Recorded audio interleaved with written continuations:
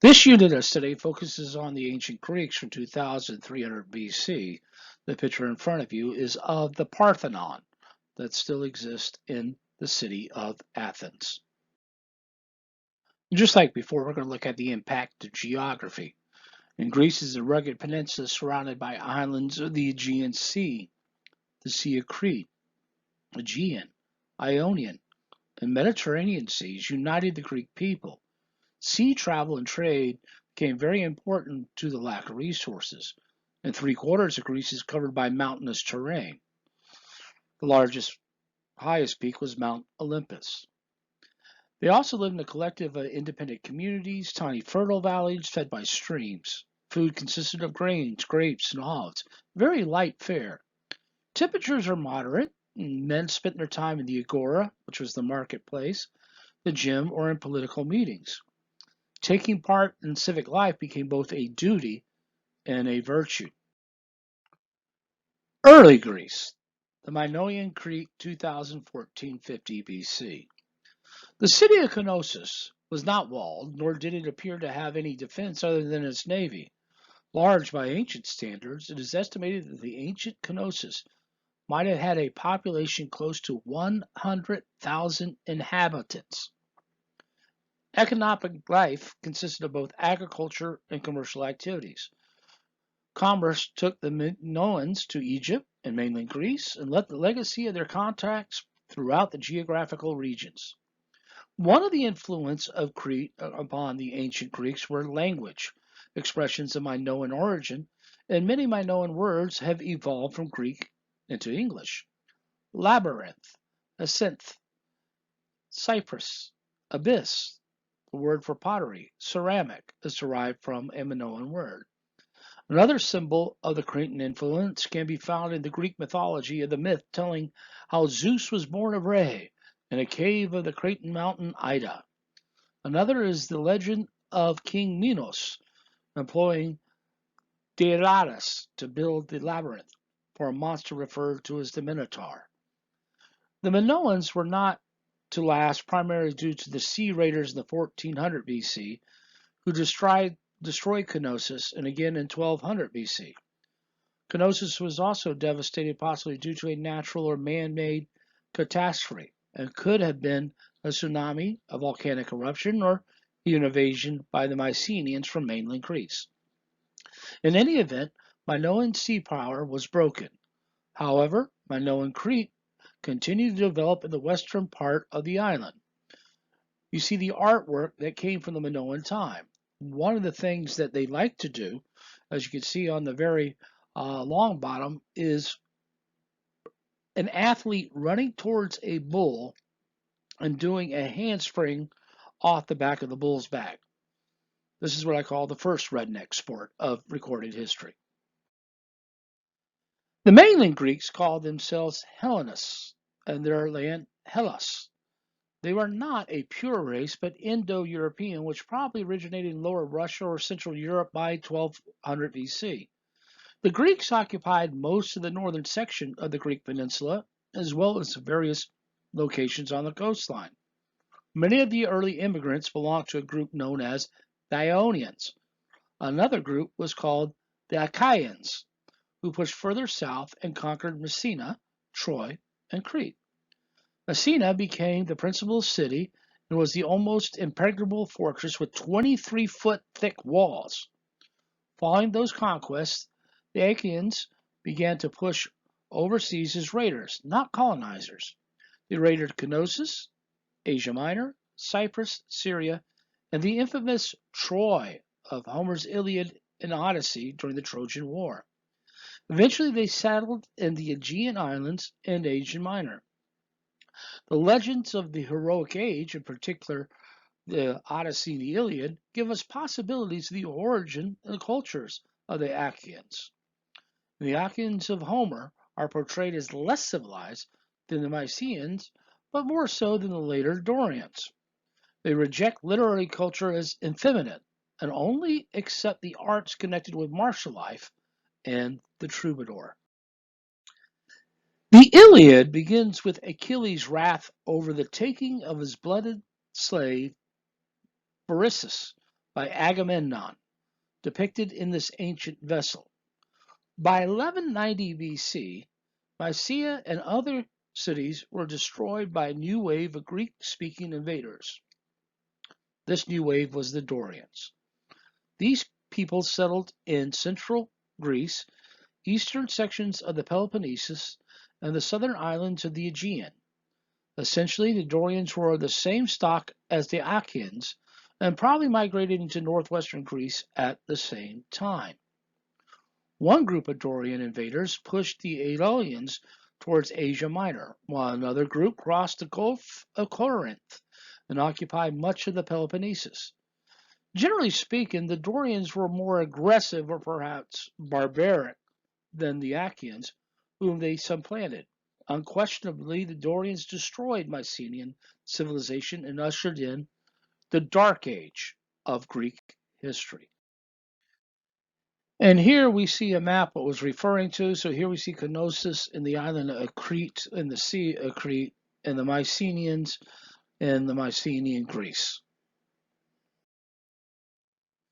The Greeks in the Dark Age, circa 1100 to circa 750 BC.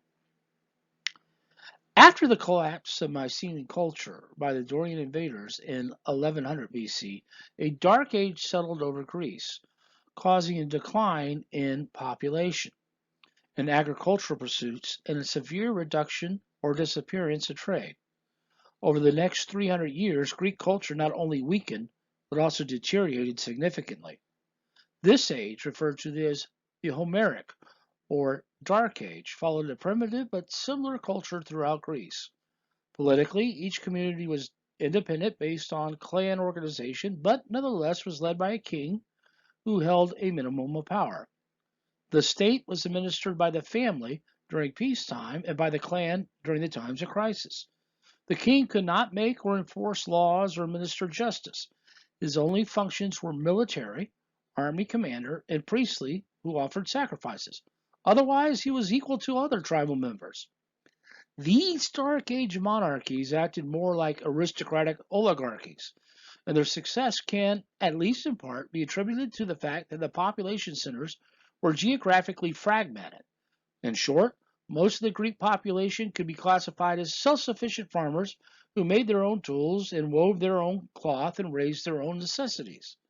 Trading was not a recognized profession, and if you needed an item you could not personally produce, then you bartered for it. Land was owned by the clan in common and was administered by the patriarch, but he could not sell it. Migration east across the Aegean Sea. The production of agriculture, not to be revived until 850 BC, resulted in a large number of mainland Greeks migrating across the Aegean to Ionia on the southwestern shore of Asia Minor. The Aeolian Greeks settled in northern and central Greece and colonized the island of Lesbos. Revival of trade. Trade revived during the 800s BC. Iron replaced bronze in the construction of weapons and made it more affordable for more people. Farming tools made of iron increased food production. And the Greeks adapted the Phoenician alphabet to make writing simpler because now they're beginning to trade more. Homer's enduring importance. Woohoo! The Iliad. Paris of Troy kidnaps Helen, the wife and the king of Sparta, which outrages the Greeks. Led by Agamemnon, the Greeks, after 10 years, are able to destroy Troy by the use of the Trojan horse. The Trojan War is filled with private duels. The Iliad focuses mainly on Achilles and his rage against King Agamemnon and the Greek commander-in-chief, who has taken an attractive slave and spoil of war, Briseis, from Achilles. Achilles, the greatest warrior of his age, follows the advice of his mother and withdraws from the battle. In revenge, and the allied Achaean Greek armies nearly lose the war. In counterpart to Achilles' pride and arrogance stands the Trojan prince Hector, son of King Priam, with a wife and child, who fights to defend his city and his family. The death of Patroclus, Achilles' dearest friend, and lover, at the hands of Hector, brings Achilles back to the war for revenge, and he slays Hector. Later, Hector's father, King Priam, comes to Achilles disguised as a beggar to ransom his son's body back, and Achilles is moved to pity. The funeral of Hector ends the poem, although certain events subsequent to the funeral of Hector are foreshadowed in the Iliad. There is a general sense that the Trojans are doomed. A detailed account of the fall of Troy is not set out by Homer. Very soon, he gets killed on the battlefield by Paris with a poisoned arrow to his vulnerable heel. Odysseus devises a plan to take the city. He and his men build a large, hollow wooden horse. Then he and his 20 others hide inside. The Greek ships withdraw out of sight of Troy, admitting defeat, and left behind them the only horse, purportedly as an offering to Poseidon for good winds on the return home. The Trojans took this inside the city, and then feasted and celebrated in the belief the war was over. At night, the soldiers crept out and opened the gates, and the other Greeks who had sailed back under the cover of darkness. The city was sacked, and some accounts burned for 7 years. In the Odyssey, Odysseus spends 10 years trying to return back to Penelope, who remained faithful to him for 20 years. He had ticked off the god Poseidon, almost claiming all victory for the Trojan War.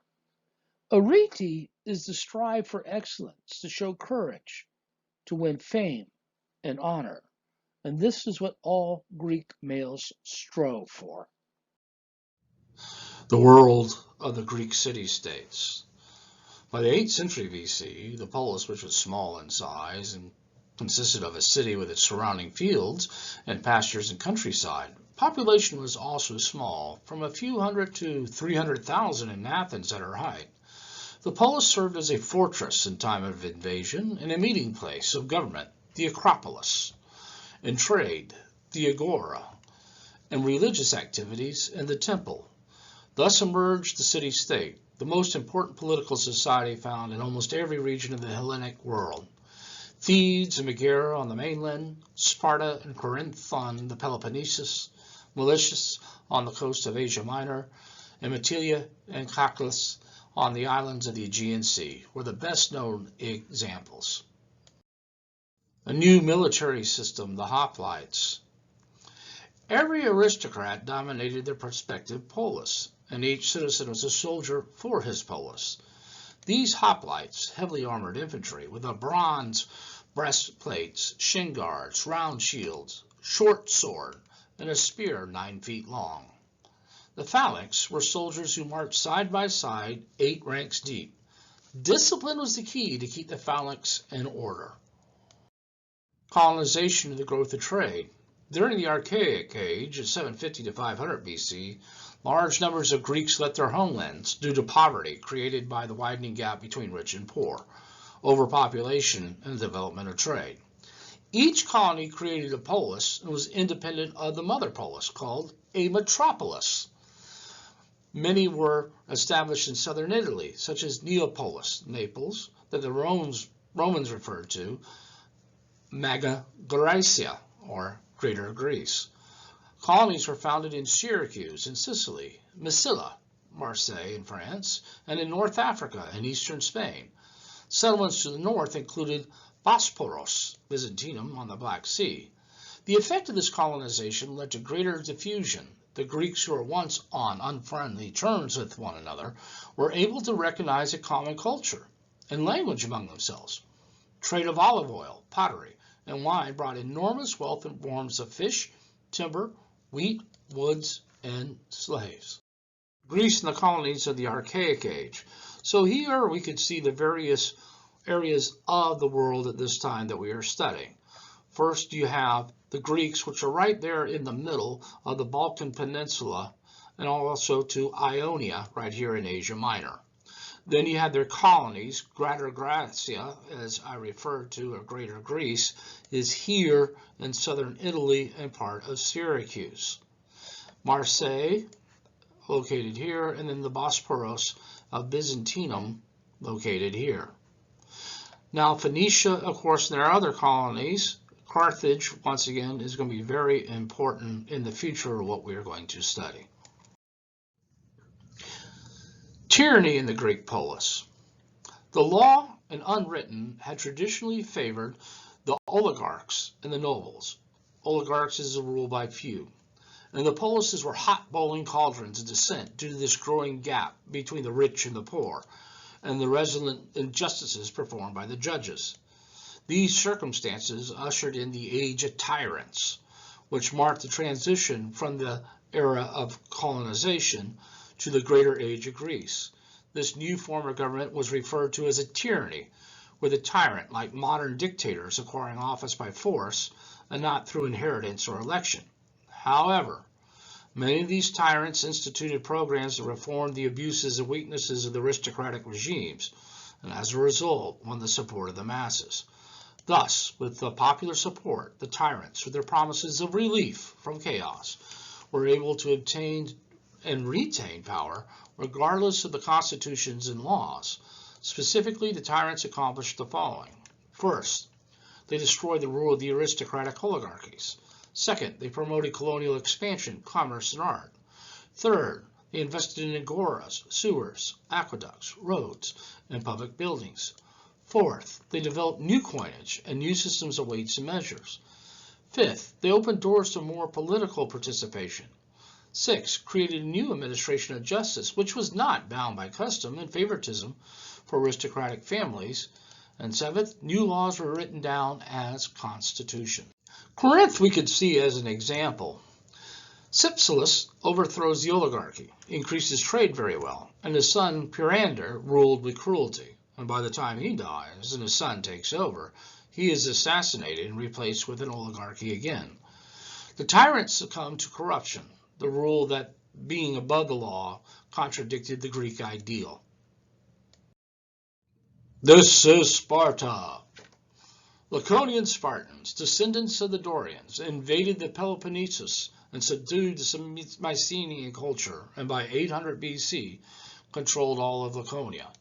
Next, they coveted and took the fertile plains of Messina, murdered or expelled their leaders, and forced the masses into serfdom.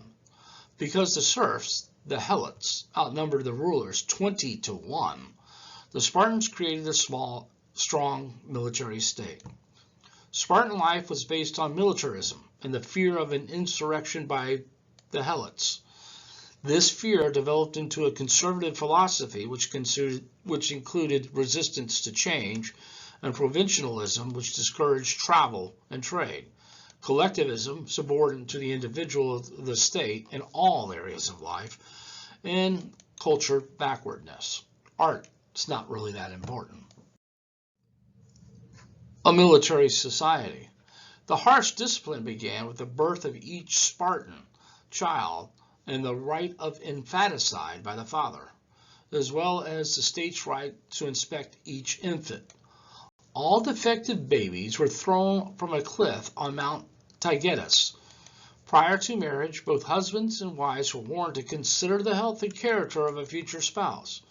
If a husband could not provide his wife with children, he was expected to invite young men to help them breed a family. At the age of 7, a Spartan boy was taken from his family and brought up by the state in a barracks. These youngsters were enrolled in military regiments and taught to bear pain, hardship, and misfortune in silence. At the age of 12, the boy was deprived of underclothing and given one garment for the year. He did not bathe frequently, slept in the open in winter and summer, foraged the fields for food, or starved, or stole, and if he caught, he was flogged. He was taught only a minimum of reading and writing. Character was emphasized more than intellect. When he was age 30, he lived with his military company in a barracks and knew no comforts of home.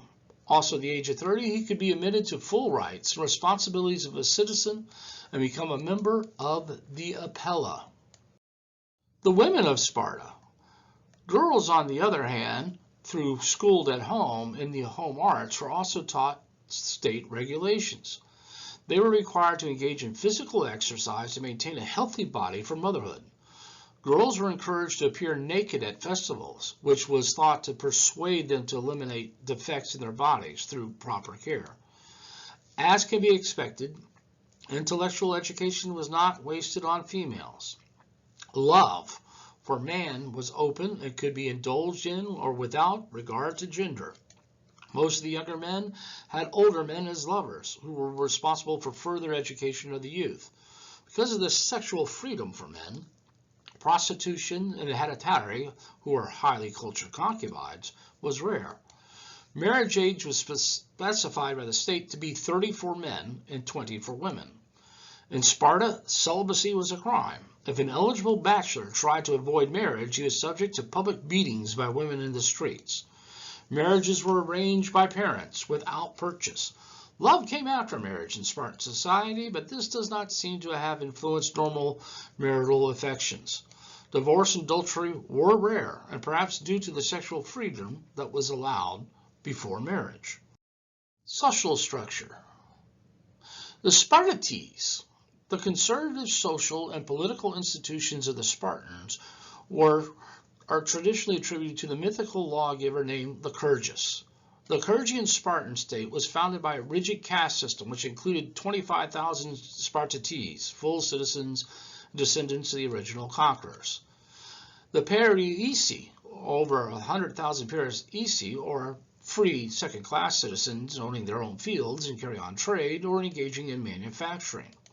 But they were not encouraged to fight. The Helots numbered about 250,000, bound to the land as serfs who gave 50% of their produce to the state. How were these Spartates under such numerical odds to keep control?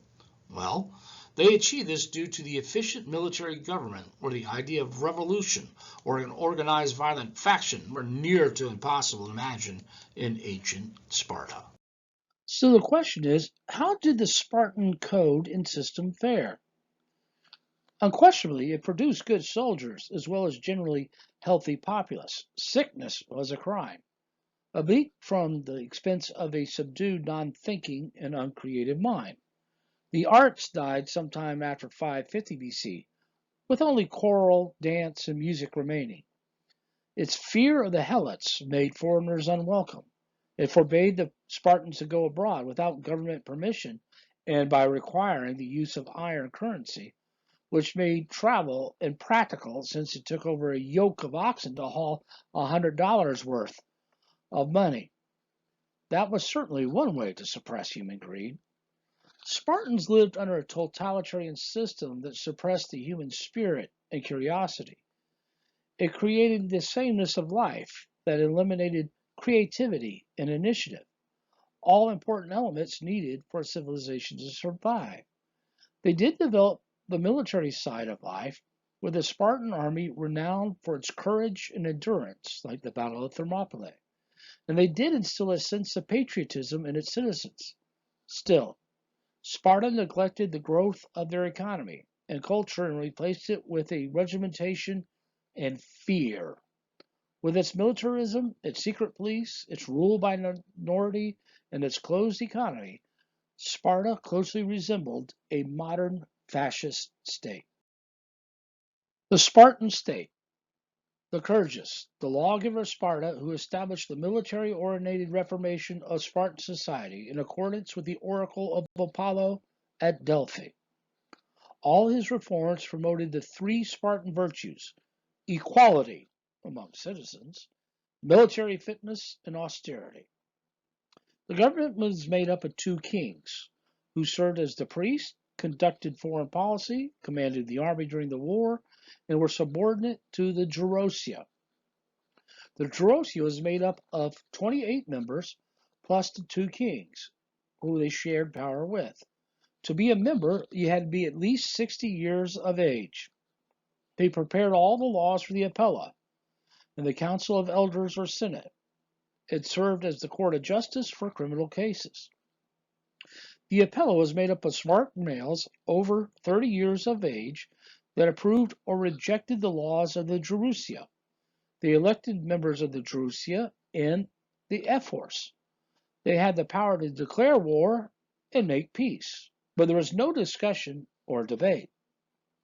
In the College of Five Ephors convened the Gerousia, and 5 were elected annually by the Apella. They supervised the education of the youth, conduct of the citizens, fate of the newborn infants, and they equipped the secret police, the Cryptia, for enforcement of decrees. They were judges in civil cases, and they could bring charges against the kings for wrongdoing, and they exercised veto power over the Gerousia and the Apella, and they controlled distribution of property. The ephors dominated the government. The Spartan government, cautious and conservative, retained the Homeric kingship and the aristocratic council, the Gerousia, along with the 5 executive overseers, the ephors, and the assembly of all citizens, the Apella, with limited legislative capacity. And from the standpoint of the Spartates, their constitution provided the elements of a monarchy, aristocracy, and a democracy.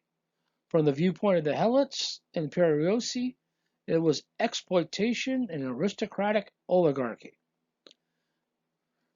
The enforcement of government decrees was given to the Spartan army and the secret police to Cryptius. The secret police spied on the populace and killed the Helots at their discretion. At all times, the army had to be disciplined, courageous, and ready to defend its security of the state.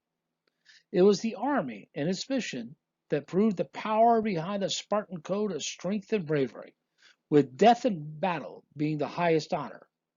To survive defeat was a disgrace, and as well illustrated by a Spartan mother's farewell to her son, return with your shield, or on it. The Peloponnesian League was an alliance of almost all the Peloponnesian states, with Sparta being dominant. Athens. Athens was established as a unified polis on the peninsula of Attica. The Council of Areopagus, the Boule, was a council of nobles, known as what we call today as the Senate. You had to be 30 years old to be a member. Officials consisted of 500 members that were chosen by lot from the demis, the people. Their duties included the administration, the election of the civil officials. They're in charge of justice, crime against state or religion, and by the 5th century they only judged arson, willful violence, poisoning, and premeditated murder. They were also in charge of the army and navy, religion, managed public finances, wrote agenda for the assembly, and supervised execution of laws by the assembly. They also had the power to impeach magistrates. The archons were the city magistrates. There were 9 of them. They served only for 1 year and then entered the Areopagus and were chosen by the upper class. The duties of each archon headed one of the following: state, religion, military, commanders, lawmaking, justice. The courts were called the Helia. There was no judge, but just a jury of citizens from 6,000, with 100 or more courts chosen by lot for the trial. The vote was by secret ballot. They would hear the appeals from aristocrats, levying penalties, fines or for property for citizens, and also allowed physical body punishment for slaves. Finally, there was the ecclesia. This was an assembly in which you had to be 20 years of age, and their duties included to choose the archons. They chose 10 generals per year. They were also the law-making body and had final authority in passing laws, declare war and peace, and appropriate money, charge of ostracism, but must have a quorum of 6,000. The difference between this and Sparta, they were allowed to debate and have discussions. The reforms of Solon. Draconian in 621 BC, the landed aristocracy set up a legal basis for the rule by means of a severe law code attributed to a man called Draco, hence the name Draconian, for laws of unusual harshness. Not unexpectedly, the political underprivileged, the merchant, labor, seamen, and debt-ridden farmers demanded the liberalization of the government. To satisfy this demand, in 594 BC, the aristocrats vested complete authority in one man, the reformer Solon. The measures which Solon enacted provided for both political and economic reforms. For economic reforms, he included things that would benefit for the poor by canceling existing mortgages, prohibiting enslavement for debt, and limiting the amount of land any one individual can own. There were benefits for the middle class, the introduction of a new system of coinage to give Athens advantage in foreign trade, enforcing heavy penalties for idleness, ordering every man to teach his son a trade. If not, the son did not have to support you in old age, and awarding full citizenships to aliens. These were those who were not Athenian born. These included craftsmen who permanently immigrated to Athens. For politics, he established a new council, the Council of 400, and the admission of the middle class to membership. The enfranchisement of the lower classes by making them eligible for service in the assembly, and organize a Supreme Court, open to all citizens and elected by universal manhood suffrage, with power to hear appeals from the decision of the magistrates. There were four classes in Athens: two wealthy classes, a middle class, and poor class, with voting rights. The move to tyranny. Military exploits. These reforms did not completely satisfy the aristocrats.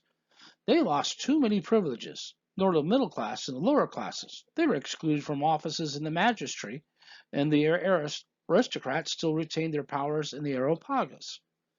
To add to the discontent, Solon embarked upon several military exploits to distract the citizens from domestic problems in Athens. This produced chaos and disillusionment and laid the foundations for the rise of dictatorships in 560 BC. The advent of the first Athenian tyrant, Pisistratus. Pisistratus was a benevolent tyrant, sounds strange, who improved the water supply of Athens by constructing an aqueduct and giving parcels of seized estates to the poor. He also patronized the arts and stimulated Athenian cultural life. However, for most of the balance of the 6th century, Pisistratus and his sons ruled Athens. Hippias, one of his sons, was ruthless and caused the destruction of some of the early earned liberties of his people. The reforms of Cleisthenes. The next liberal reformer of note is Cleisthenes, who gained high office by legal means in 500 BC. Some scholars feel that due to his wide range of reforms, that he should be known as the father of Athenian democracy. His reforms granted full rights to all freemen that were Athenian residents, 10 new tribes, a cross-section of the population. He created the Council of 500. 50 representatives from each tribe made the Council of 500 the chief branch of government, with powers to control the executive and administrative functions. The Council of 500 was chosen by lot from males over 30 years of age. And the Council of 500 divided into groups of 50, each group to manage the affairs of the government for 1 month.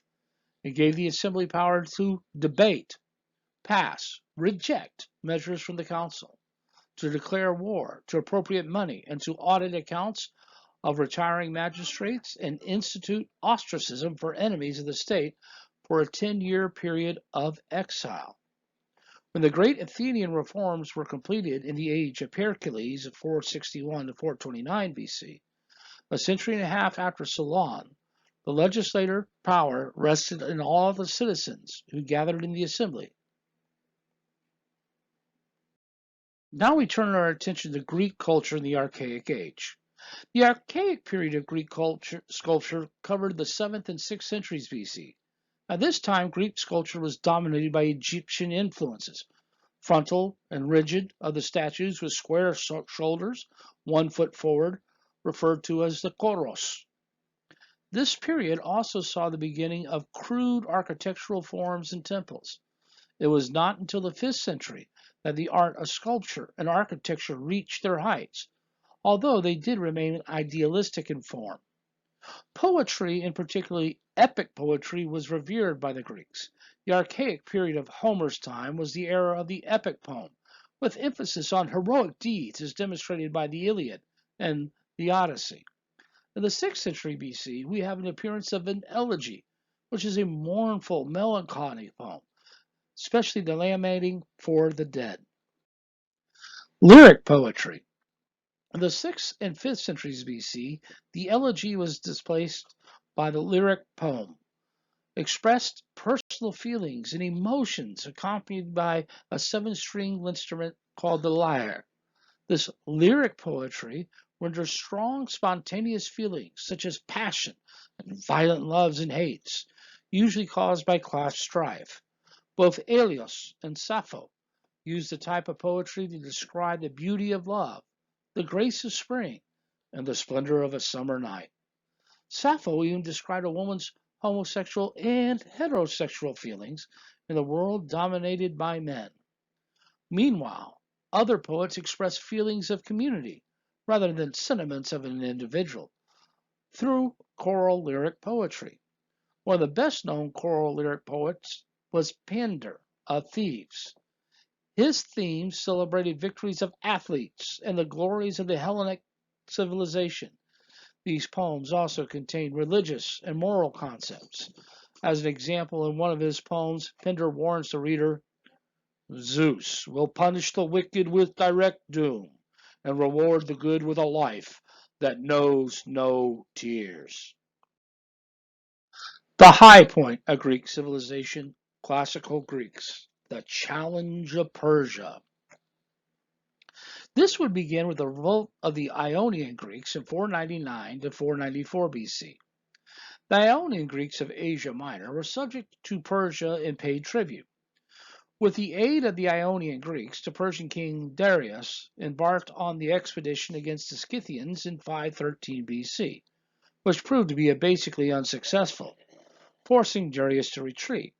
This encounter served the Ionians as an illustration of the susceptibility of the Persian army, and from this impression of Persian vulnerability, Aristogoras, the tyrant of Miletus, began a program of expulsion in 499 BC of the pro-Persian tyrants from Ionian cities. To fulfill this plan, Aristogoras planned an Ionian league to oppose Persia and visited the Greek mainland to secure assistance. Athens gave support, but Sparta refused to help out. But Athens promised 20 warships, and Arteria offered 5 more ships. In Sardis in 498 BC, the insurgents captured the city of Sardis and burned the Persian capital of Asia Minor. Darius was outraged. He pledged to subdue the Ionians and punish the Athenians for their military support of Ionia. And after a reign of terror, the Persians reestablished their control of Asia Minor in 492 BC and then turned their attention to Athens.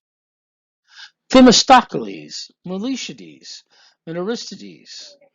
At this time, Athenian political power was in the hands of 3 new permanent leaders, Themistocles, Miltiades, and Aristides, who united in common opposition against Persia.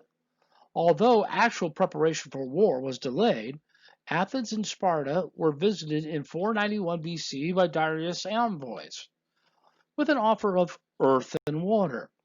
This was a symbol of subservience, and they were both promptly murdered. The Battle of Marathon.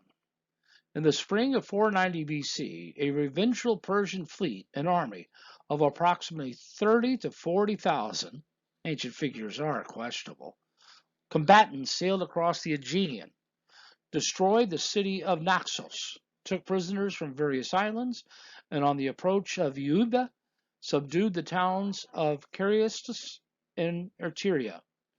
Early in September of 490 BC, the Persians landed at Marathon in eastern Attica, about 26 miles from Athens.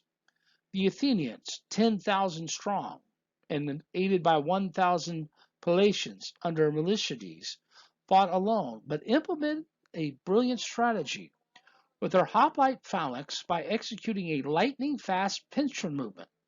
Miltiades deliberately permitted the Persians to breach the center of his formation. by allowing them to break into their lines while at the same time ordering the wings of his forces to encircle the Persians, which allowed him to annihilate a large portion of the opposing army. The remnants of the Persian invaders were chased through the swamps all the way back to their ships, with most of them escaping, the others captured by the Greeks, in which they boarded to sail to Athens. Now understand, the Athenian army is not defending Athens. Phidippides would run 26 miles from Marathon to Athens and announce, "Victory is ours!" And he collapsed and died. And the Persians sailed away. Xerxes. 10 years later, in 480 BC, the Persians invaded again under the leadership of Xerxes, son of Darius. According to Herodotus, this Persian fleet was one of the greatest ever assembled in history, with 1,700,000 men, 1,207 vessels. These figures are undoubtedly overstated, probably more like 250,000 men and 600 warships and 400 cargo vessels. But still, that's a formidable army in ancient times. The ships were primarily Phoenician vessels manned by Phoenician crews. There were even Ionian Greek ships and the crews as well as Egyptian crafts. This dependence on the Persians on mercenary forces can be explained by the fact that they were in inland power and possessed no fleet of their own. Xerxes attacked on the north with land forces, camels and other beasts of burden carrying the baggage, and seaborne support with horses aboard, probably due to the fact that there were no horseshoes in this historical era, and horses could go lame on long marches. After building 2 pontoon bridges across the Hellespont, the Persian army marched through Thrace and Macedonia. The advantage belonged to the Persians with their greatest numbers. However, the Greeks were excellent seamen and possessed good ships. The Persian ships were of a different design, with higher sterns, which made them unwieldy, and especially in gusty weather. The Battle of Thermopylae. Although all of Greece was in danger, Athens bore the brunt of the invasion.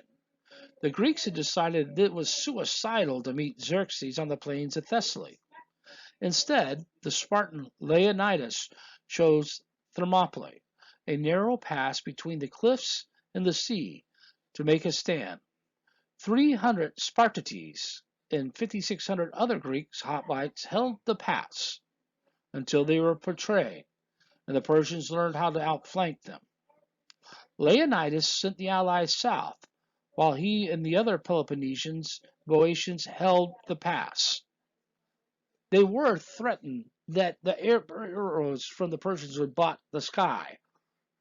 In the Spartan fashion, they replied, "Well, then we'll fight in the shade." But they did all perish to the last man, following the Spartan code. Following this breakthrough, the Persians devastated Boeotia and Attica and sacked Athens. The population of the city had been evacuated earlier to nearby islands. The Battle of Salamis. Meanwhile, due to the seasonal storms and currents, part of the Persian fleet had been lost at Artesium in 481 BC. Regardless, the Persian fleet had the advantage of large numbers, and in September of 480 BC, they met the Greeks at the naval battle of Salamis. Here, the smaller Greek trimarines, superior seamanship, and effective ramming techniques won the battle for the Greeks. Geographically, also contributed to the success, limiting to the narrowness of the strait. The large Persian vessels had only limited maneuverability against the sleeker, more agile Greek ships. After the unsuspected defeat, Xerxes returned to Asia Minor, leaving only a contingent behind at Palatium. The following year, in 479 BC, on the plains of Palatium, the Spartan general Pausanias and the Persians with Mardonius matched wits. The Persians were defeated, and the Greek city-state ally, Thebes, which led Boeotia in their collaboration with the Persians, was captured and its leaders put to death. The treasures of the Persians also fell into Greek hands, thus sealing the complete defeat of the aggressors. As a result of these various Greek-Persian encounters, the following new realities emerge. First, Athens becomes the leader of all the Greeks. Second, an end was brought to the Persian menace and their invasions without fear of reprisals. And finally, third, democracy was strengthened in Greece, and the Greeks enjoyed a 20-year peaceful time span. This map depicts the path in which Xerxes would take, course through Thrace, along with his ships, in which they tried to get. There's Thermopylae right here. By the time they had gotten to Athens, Themistocles had convinced the Athenians to leave the city, so when they finally sacked it, there was no one there. What protected Athens was these long walls that you see here, and it mostly protected the city, but against the various times of which the Persians were attacking, this is why Themistocles said, it's best to just go ahead and leave the city. Let them take it. We could always rebuild. The growth of the Athenian Empire. The Athenian march to power began during the last year of the Persian Wars, when Athens joined a number of Greek city-states to form an offensive and defensive alliance known as the Delian League in 477 BC. The league was continued after the conclusion of the Persian Wars, and Athens transformed the alliance into a naval empire for the advancement of her own imperialistic interests. The headquarters of this coalition was established in the island of Darius, hence the name. In theory, the confederation was among equals, with Athens supplying the ships. The money to operate them was to come from the lesser states who lacked the finances for their own fleets. These operation funds were sent to Delius, and where the consideration was to decide on the disposition of the resources. Pericles used reason in his arguments in 461 BC and was elected one of the 10 generals. His goal was to strengthen Athenian democracy, to build a commercial empire, to glorify Athens. His achievements? Public officials were paid for their duties. He used money from the Delian League to make Athens' navy the strongest, and he used money to also beautify Athens. Gold, ivory, and marble would be used to build the Parthenon. Athenian Imperialism. What advantages did the members of the Delian League derive from this alliance? Well, for business control, primarily it was economic and military security, but it was at a price, bitterly resented, the loss of sovereignty. Well, why did Athenian citizens approve of this first move towards imperialism? Well, in the 5th century, the small businessmen and laborers had virtual control of the Athenian assembly and supported empire building during the condition of vassalage of the Delian League, members in their payment of tribute. The First Peloponnesian War, 464-45 BC, Athens attempted to extend their empire to the mainland. This came into skirmishes with the Spartans and began the First Peloponnesian Wars. And after a series of defeats, Athens agreed to a 30-year peace treaty with Sparta. Athens gave up most of her land in exchange for control of the seas. The treasury still fought with the Persians in the Aegean and moved the treasury to Athens. Pericles used the money to beautify Athens, and tribute was paid by the League. In 454 BC, under the Athenians, Pericles in the League's treasury was moved from Delios to Athens. Additionally, Pericles set up provinces, using land from the allied states to facilitate the collection of tribute. Coins were stamped with the owl, the symbol of Athens, and became the medium of exchange for the Confederation. Furthermore, all trade agreements were with Athens, and Athens insisted that all legal classes within the alliance be tried in Athenian courts. Finally, members of the Confederation were denied the right to succession.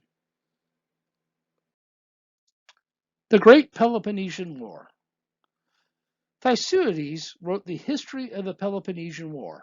However, it was jealousy and dread of Athens that finally aroused Sparta to form the Peloponnesian League in order to curb Athens' expansion and to redress the balance of power. The causes were conflicts between Athens and Corinth, and Athens and Megara. Both asked for Sparta to intervene, or they would leave the Peloponnesian League. Sparta would issue Athens an ultimatum, or risk war. Pericles said no. The strategy Athens was going to use was its navy and their people to stay protected behind the protective walls, the ones that I showed previously. Sparta was to invade Attica and draw the Athenian army out. Plague struck the overcrowded city and killed a third of the population along with its leader, Pericles, in 429 BC. In Sicily, dissension broke out among the political factions in Athens, and they attempted to conquer Syracuse, which resulted in a total disaster. Alcibiades, removed as general, betrays Athens. Sparta, subsidized by the Persians, Yes, the Persians, would build a fleet to challenge Athenian control of the seas. At the Battle of Aegios-Patni, the Athenian fleet is destroyed. In 405 BC, finally Athens was surrendered in 404. So in this map, what we see is, of course, Sparta and their allies. And as you can see, they're here, and along with many of the Ionian Greeks as well. And to their flanks, of course, are the Peloponnesian League, Sparta and their allies. But it's interesting that Persia would get involved. More than likely, they're looking to seek revenge. Decline of the Greek city-states.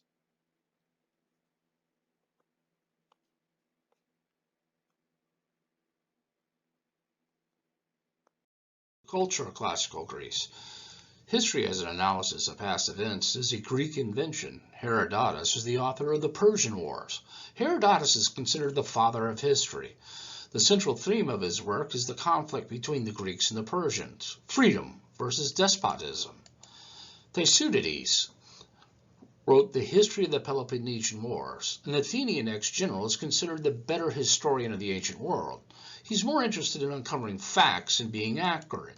He examined the long-range causes of the Peloponnesian Wars, and he was unconcerned about spiritual forces as a factor in history. The Greek drama. The Greeks' invention used to express civic pride and tribute to the gods. It was presented in an outdoor theater as part of religious festivals. 3 male actors would play the parts using masks. An all-male chorus spoke the lines to tell the audience what was going on. The tragedy. Tragedy was based on the suffering of the hero and usually ends in disaster. Pride leads to sin, which leads to punishment from the gods. Aeschylus fought at Marathon, wrote some 90 plays. Orestia was a trilogy based on Agamemnon, who was killed by his wife for sacrificing their daughter. She, in turn, is killed by the son Orestes, who is then tormented by the Furies, but then acquitted by the goddess Athena. Sophocles wrote Oedipus Rex. The oracle of Apollo tells of a man who will kill his father to marry his mother. Yee. So Queen Jocasta orders their newborn Oedipus to be taken out and murdered. The messenger sends him to Corinth instead, and the king of Corinth adapts him. When Oedipus learns of the prophecy, he flees Corinth, believing that his father is the king. On the road to Thebes, he encounters King Laos over who has the right-of-way on the road, and Oedipus kills him. The city falls under a curse, and Oedipus solves the riddle of the phoenix and marries Jocasta, his mother, and becomes king. A plague is then sent by the gods for the murder of Laos. Oedipus promises to exile the murderer, and when he discovers who the murderer is, he accepts the blame for his actions and blinds himself. Euripides is more into complex plots to reflect real-life situations. Bacchae, the introduction of the hysterical rites associated with Dionysus, the god of wine. He saw war as barbaric, not glorious. There were 5 elements in a tragedy for the Greeks. First, there was the nature of good and evil, good versus evil. There was the conflict between spiritual values and the demands of the state and the family. Once again, these were public festivals. The rights of the individual, that becomes very important. The nature of divine forces, how the gods intercede, and the nature of human beings, of how we react. The Greeks also invented the comedy. Aristophanes wrote some of the first comedies, and he made fun of the politics, people, and the ideas of the time, almost similar to a Jerry Seinfeld, if you will. He was against the Peloponnesian War, and his play of Lysteriata is an anti-war play. The arts, the classical idea. The classical style refers to the ideals of reason, moderation, symmetry, balance, and harmony in all things. It was meant to civilize the emotions. Now, the Doric column had been around ever since the time of the Egyptians, and so the Greeks first used the Doric column. The next one was the Ionic column. Now, the way I always remember the Ionic column is if you actually look at it, these things look like eyes, hence Ionic. And then Corinthian column, it's more grandeur, it's more spectacular, as you can see the various leaves that are in the colonnade right here. Temples, as you can see in these columns, those are Ionic columns. New work on the Acropolis began in 448 BC with the Temple of Athena Nike, Victory. That's the one you see pictured there. The Erechtheum was a multi-level temple. The Parthenon was designed by Ictinus and Callicrates, and the building is in a mathematical proportion. The statues were in bas-relief. What bas-relief means, these are like the statues you might be able to see right here up on close to the pedestal, and it just comes a little bit out. It's not a freestanding statue. They appeared on the front of the Parthenon as well as the other ones, just like there in the Temple of Athena Nike. In the Parthenon would be Athena. Her face was adorned in ivory as well as her arms. Her helmet was made of solid gold. She was seen as graceful and strong and perfectly formed. The face would show serenity. Here we see a replica of what is believed that the statue of Athena would look like in the Parthenon. Of course, it is no longer there due to wars and everything else that had happened in between. Obviously, invaders saw the amount of gold and ivory that could be used for other things. This is the artist's rendition of the Parthenon, as we see on top of the Acropolis. Here we see the view looking outside of a smaller temple towards the Acropolis. And as you can see, it was colored in the blues and the reds and the statuary as well. Of course, that faded over time and flaked, and now it's just a pure white marble. Here we see what it would look like as the building of the Parthenon continued, as the designers look on. As you can see, the bas-relief and the statuary was painted so it could stand out. Sculpture had now changed from the Choros. There's more relaxed attitudes. Bodies were flexible and smooth muscled. They showed movement, proportions based on mathematical ratio in nature. First, what we see is the discus thrower. As you can see that he is in the process of throwing the discus, since the Olympics were also a Greek invention. Next is the famous Venus de Milo. Her arms are missing, and that was one of the things, this is a Roman copy, what has perplexed art historians and others is how did her arms actually look? No one really knows. Another Greek invention was the love of wisdom. A philosopher, by definition, is one who loves wisdom. They were concerned with the development of critical and rational thought about the nature of the universe and the place of divine forces. Pythagoras was the essence of the universal found in music and numbers. Sophists were philosophical teachers in the 5th century who rejected speculation as foolish, understanding beyond the reach of human comprehension. Rhetoric was the art of persuasive speaking. There's no right or wrong view. True wisdom comes from perceiving one's good and to pursue its acquisition. Next, we'll examine some of the famous Greek philosophers. The first is Socrates.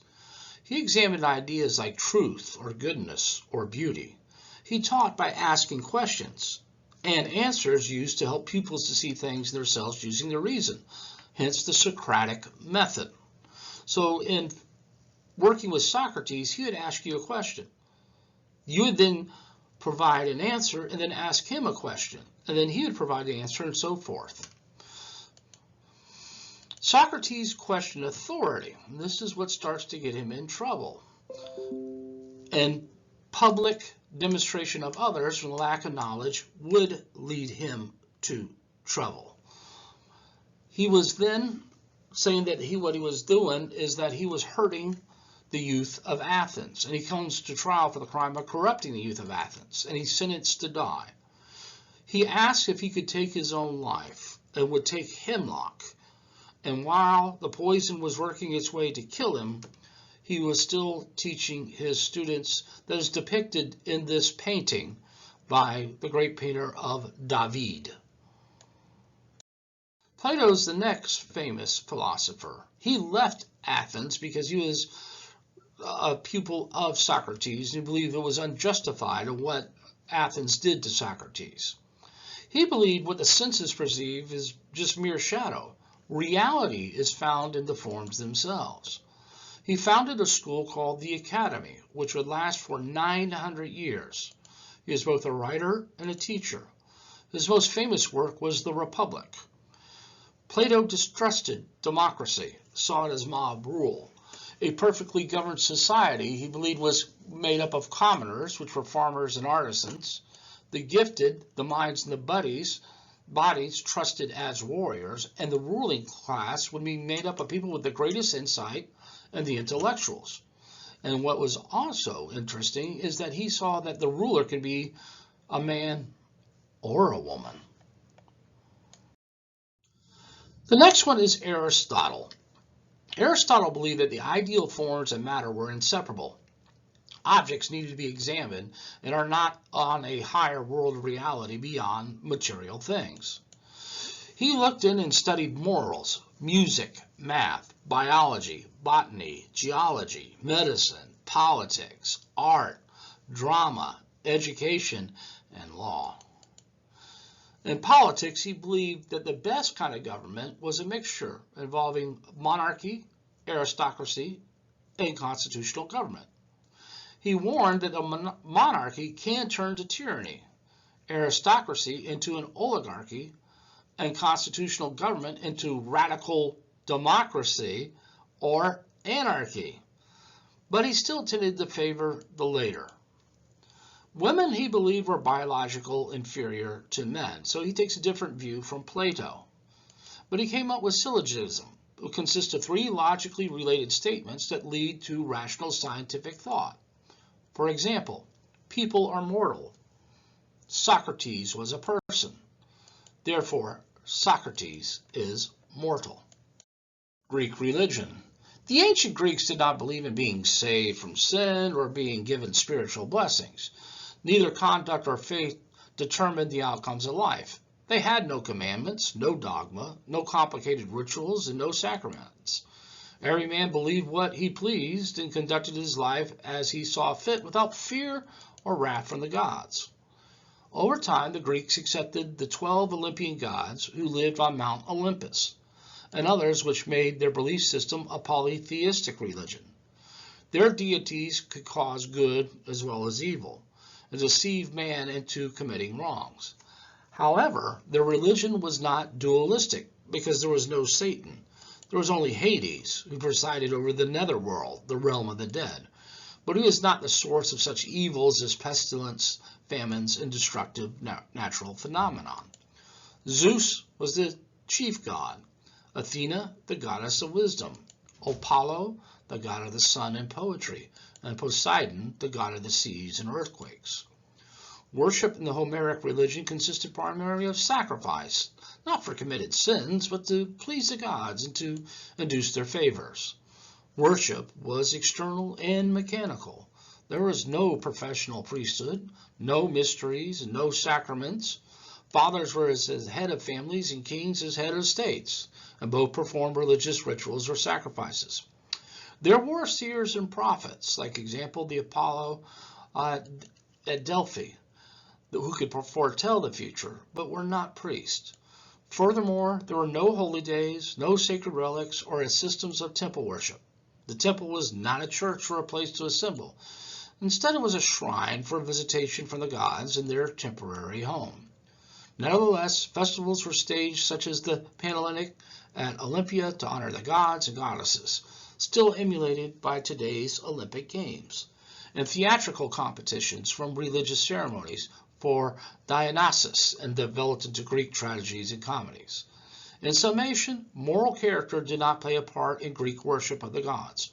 The only crime the gods punished were perjury, and then not consistently. All values of the Homeric period were connected to the warrior and making him a better soldier: bravery, self-control, patriotism, love of friends, and hatred of enemies.